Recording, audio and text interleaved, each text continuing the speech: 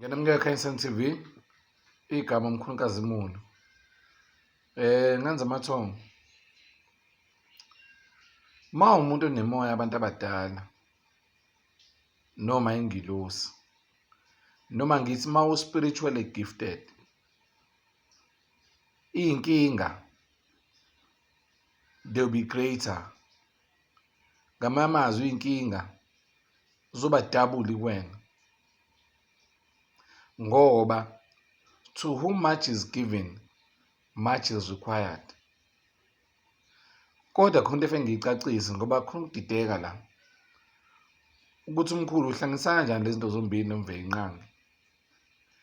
Uyabo emsebenzini khona umuntu okuthiwa yi-founder inkampani, kube khona ama-board member, kube khona i-appointed CEO, kube khona ama-manager, ama-assistant manager, o-supervisor, o-team leader, mase kuba khona abasebenzi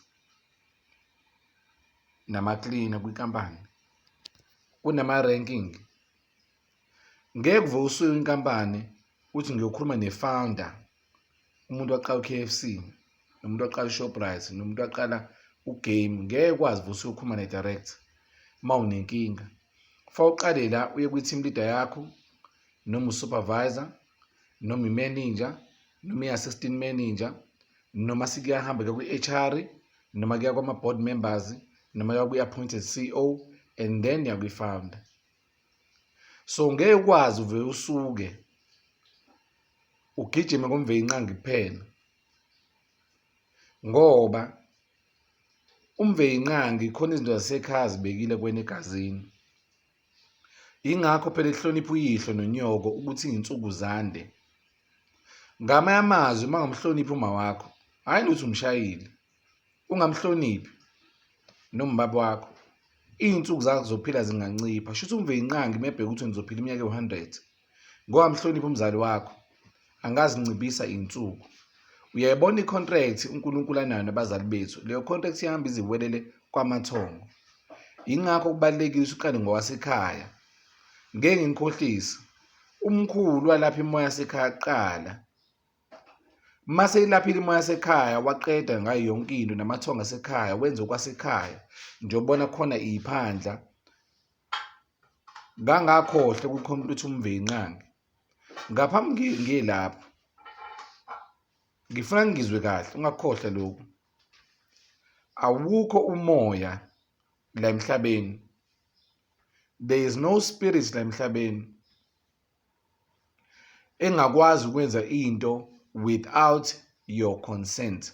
Awukho umoya la ongenza noma yini kuwena ngaphandle ukuthi kuvume wena. Ziyakushaya nje iy'lwane, bakushaya nje utolosho ngoba uvumile uthi wena okay, ngeke ngithandaze, ngivumile mina uthi cha, ngeke ngiy'sume zasekhaya, ngeke ngibethele, ngeke ngenze lokhu nalokhu. Imoya esegazini lakho ezokusiza ayikwazi ukukusiza, whether leyo moya kuthiwa imoya emibi noma imoya emihle, ayikwazi ukukusiza kungavumanga wena. Akekho umuntu ovele aswagule ngoba udla ukudla. Akekho umuntu ovele aswagule ngoba kuthelwe umuthi kuphela. Kunendlela. Le ndlela iyini? Yizwi. Yonke into emhlabeni, yonke into emhlabeni iyadalwa yizwi lamveyinqangi. Ithina phela abantu asakha ngezandla zakhe. Wathini? Wathi let us make men. Wathi asakheni abantu. Sonke isikhathi bethini, let there be light, let there be stone, let there be animal, let there be this. Wekhuluma ukuthi akube khona ukukhanya, akube khona lokhu. Kodwa mase kufika kubantu, wathi asakheni abantu. Wekhuluma noba, kungenzeka ukuthi khona umoya oyingcwele, noma nendodana yakhe, noma ney'ngilosi, noma nemoya yasekhaya. Uyangizwa Thongo? Imimoya eyayikhona vele ekuqaleni. Kodwa ngicela sibambisane sakheni ini? Abantu. Mase let us make men. Lapho sekukhona ukubambisana. Nawe uzodinga ukuthi ubambisane namathongo nokhokho bakini. Kodwa le mimoya ayikwazi ukuthi kusize noma ize kuwena ungazange uvume wena wasekhaya. Ingaziveza kodwa inhloso yayo whether imihle noma yimbi ayikwazi ukukulekelela ungavumanga wena. Noma usesangomeni uyoshaya amathambo, seshaya amathambo sikuphuthisa isikhwama siphephetha la, mase uthi vumani bo, uthi uyasiyavuma. Usuke uvumani ngoba ukho umoya ongakusiza nokuthi ukusefele ungazange uvume wena. Uyangizwa Thongo? Ngizambuye lapha. Umuntu ngaphambi kokuthakathe kuphuma izwi ngoba yonke into yaNkulunkulu la emhlabeni womoya yenziwa izwi, thina senziwa izandla zakhe. Uyezwa? Wathi let us make man, kwathatha umhlabathi.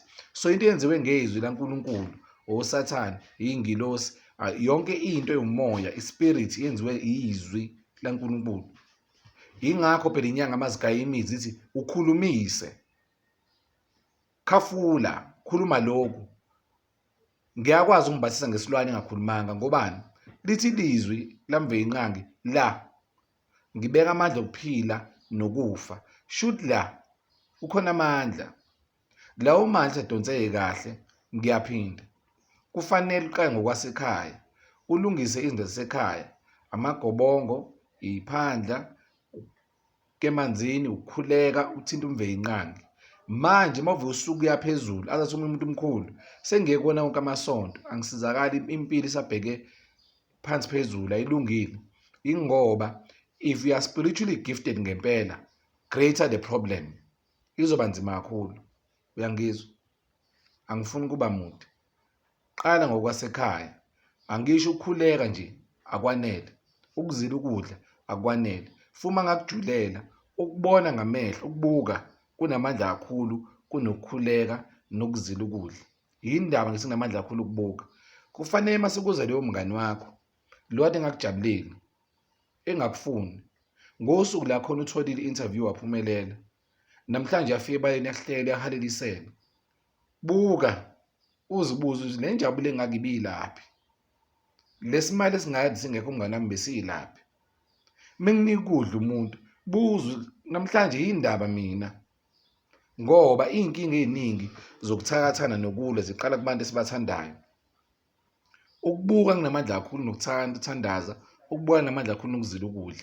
Buka ukuthi lo mngani ngimthole kanjani. Buka ukuthi ubani engimtshela izinto, uma ngimtshela izinto mase ngiya kwi-interview bafike bangichitha. Buka, uqashe. Uyangizwa Thongo? Yingakho nelizwi lamveinqangi lithi see. Okay?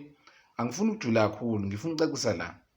Awukwazi ukusuka uye straight kwi-founder yenkampani ungadlulanga kwi-manager, ama-board member, u-HR, u-supervisor, ama-team leader nobani bani. Same nala emhlabeni. Kukhona i-ranking. Qala ngokwasekhaya. Mawuthi nizofulathela amathongo, ukhuleke, uye emanzini, ungathinti izinto zabantu abadala, ungazidli impande. Hhayi usenkingeni. Ngoba awuzalanga. Makhosi amakhulu.